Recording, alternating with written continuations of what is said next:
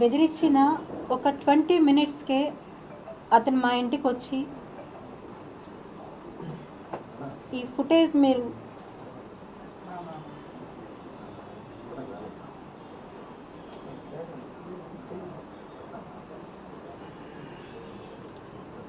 ఇది మీకు కనిపిస్తుందో లేదో వచ్చి మా కింద డోర్ నాక్ చేసి మా పెద్ద అబ్బాయిని నేను ఎక్కడున్నానని అడిగి నేను మిద్దె పైన ఉన్నాను అని చెప్పి బాబు చెప్పడంతో, అంటే మా పిల్లోళ్ళకి తెలియదు తనకి నాకు గొడవలు అవుతున్నాయి అప్పుడు అని చెప్పి నేను చెప్పలేదు వాళ్ళకి.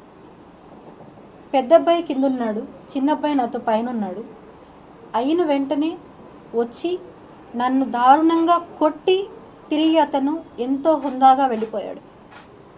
అతను ఆ రోజు చెప్పినట్టు అడిగాడు, నాకు చెప్పాడు, ఏ పోలీసుని పిలుచుకుంటావో పిలుచుకో, ఎవరు వస్తారో రాని నేను చూసుకుంటాను అన్నాడు. ఏం చేయలేరు నేను ఎవరొచ్చినాను. అతనికి ఆ ధైర్యం ఎలా వచ్చింది అంటే అతను కాన్ఫిడెంట్గా చెప్తాడు, నా వెనకాల జనసేన ఉంది, పవన్ కళ్యాణ్ గారు ఉన్నారు, నాదెండ్ల మనోహర్ గారు ఉన్నారు నా వెనకాల ఎవరేమంటారు వాళ్ళని, వీర మహిళలు ఉన్నారు నా వెనకాల అంటున్నాడు. వీర మహిళలు పవన్ కళ్యాణ్ గారు, నాదెండ్ల మనోహర్ గారు వీళ్ళందరూ కూడా అమ్మాయిల్ని మోసం చేయమని చెప్పి కిరణ్ రాయల్కి చెప్పారా? అమ్మాయిల్ని పవన్ కళ్యాణ్ గారు చాలా దృఢంగా చెప్పారు, ఎక్కడ ఆడపడుచు కష్టం వచ్చినా నేను నిలబడతాను అని. నేను 2 రోజులుగా పోరాడుతున్నాను. నిన్న ఒక నోటీస్ విడుదల చేశారు, పార్టీకి దూరంగా ఉండాలి కిరణ్ రాయల్ అని చెప్పి. అంతే తప్ప నాకు సపోర్టుగా ఇంతవరకు ఎవ్వరు కూడా ఒక్క కాల్ కూడా నాకు రాలేదు. అతను నన్ను ఇంత ఘోరంగా మాట్లాడుతున్నాడు, అవమానిస్తున్నాడు, ప్రాణహాని ఉంది, నా బిడ్డల్ని చంపేస్తానని బెదిరిస్తున్నాడు, రోడ్లో వెళ్తే యాక్సిడెంట్ చేపి చంపేస్తానంటున్నాడు. ఏవి కానీ రాలేదు. ఇంకొకటి, అతను చాలా ఒక మీడియాతో, ఆ మీడియా ఏదో కూడా నాకు తెలియదు, చెప్పాడు, చూపెట్టి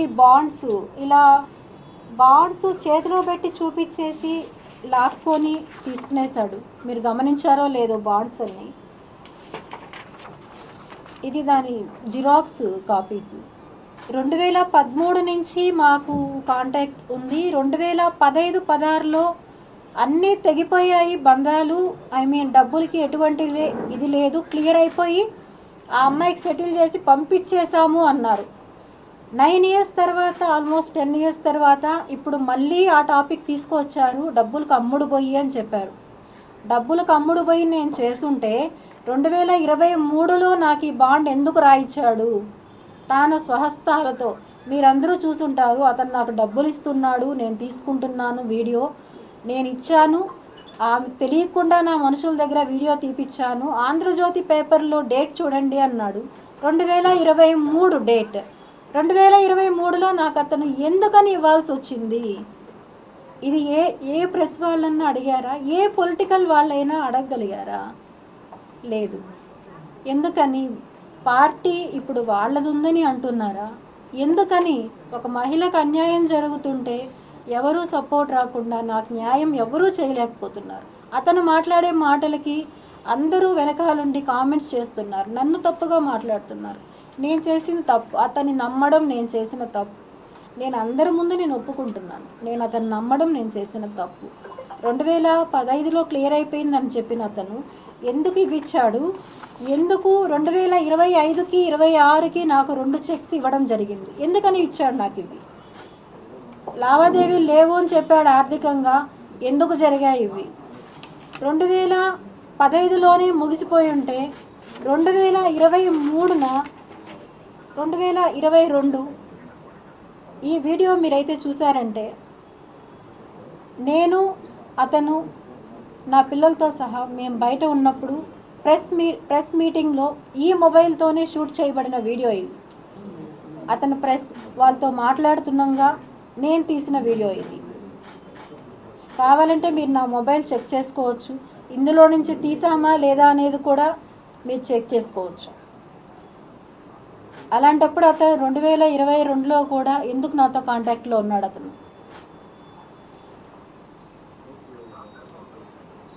అదే టైం ఇక్కడ అతని చేతుల్లో మోసపోయింది నేను ఒక్కదాన్ని కాదు. ఇంతకుముందు మానస అనే అమ్మాయిని ఘోరంగా మోసం చేశాడు. ఆ అమ్మాయి దౌర్భాగ్యం ఏమంటే కన్న బిడ్డకు కూడా ఆ అమ్మాయి దూరం అయింది.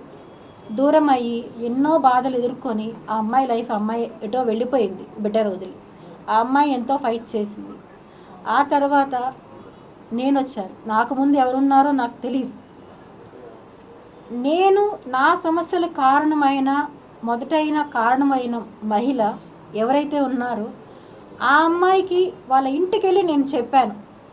వాళ్ళ పేరెంట్స్తో నేను చెప్పాను, ఇలా అతను మంచివాడు కాదు, మీ అమ్మాయి మోసపోతుంది అని నేను వెళ్ళి వాళ్ళ ఇంటికి చెప్తే ఆ అమ్మాయి ఆ రోజు నాతో అంది, లక్ష్మి అది నా ఇష్టం, నువ్వెందుకు మా ఇంటికి వెళ్ళి చెప్పావు, నువ్వు వెళ్ళి చెప్పడం తప్పు కదా అని నన్ను ఆ అమ్మాయి ఆ రోజు క్వశ్చన్ చేసింది.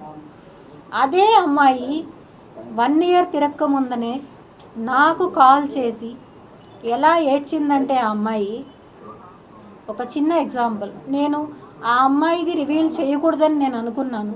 కానీ ఇప్పుడు కిరణ్ రాయల్ చేస్తున్న ఈ ప్రచారానికి ఇవన్నీ అబద్ధాలు, ఇవన్నీ ఏదో క్రియేషన్స్ అని చెప్తున్నాడు. దానివల్ల నేను రిలీజ్ చేయాల్సి వస్తుంది.